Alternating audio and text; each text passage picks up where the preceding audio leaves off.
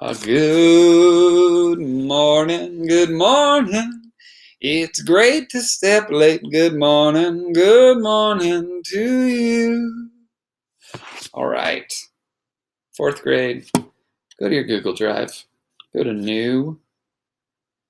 Click on Docs. We are going to create a table with activities that we might be doing during this interesting time. So,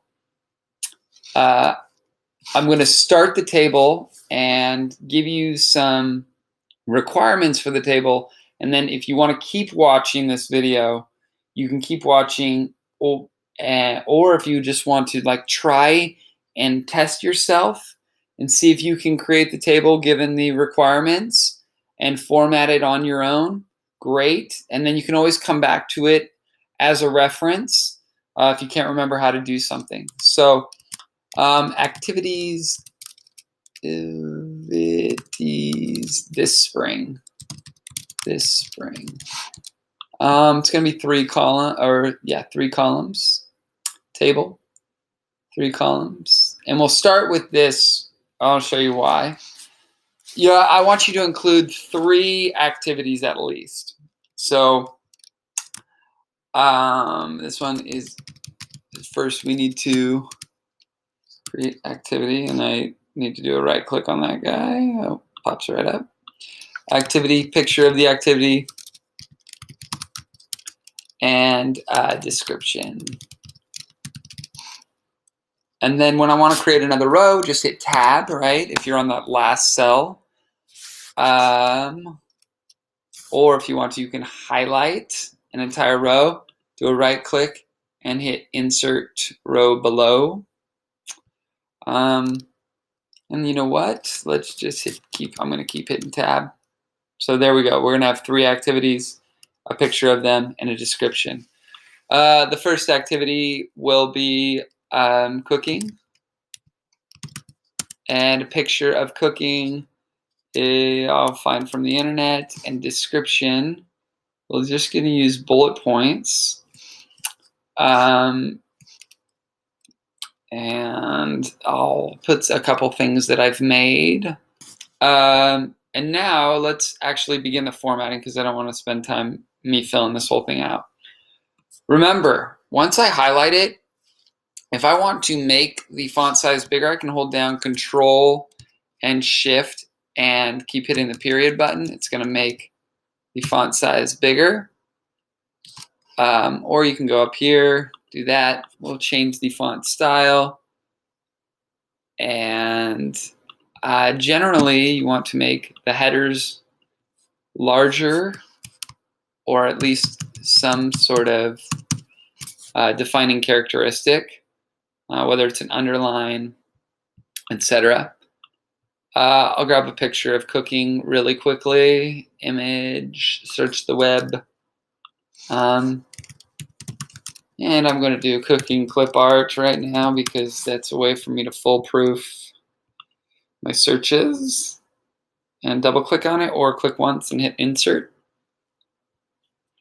And then resize, right? Want to draw it, make it to scale or proportional, like that. Now it's saying that if I want to, right, this is like treated as text right now. So I can, where are you, good sir? Oh, there you are. I centered him. And if I wanted to put a border around him, get fancy, I could do that. I could make it thicker. And I might make cooking bigger, or at least within this, actually, let's highlight all this and do a right click and go down to table properties. Now within table properties, we can change the bordering, make it a little bit fancier, and then change the background cell color. There we go. And this is important too. So the text vertically, so up and down. If you measure your vertical jump, you're measuring how high you can jump up and down. right now it says the text is always going to appear at the top. Let's make it at the middle. And then hit done. And then we can also make the text vertically. Let's move the text over like that. However, that doesn't look really good when you are doing bullet points.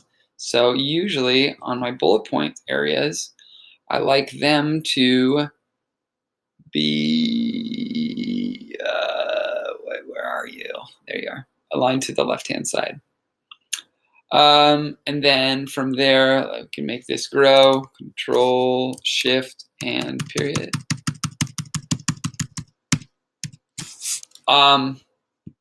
List the activities that you're doing.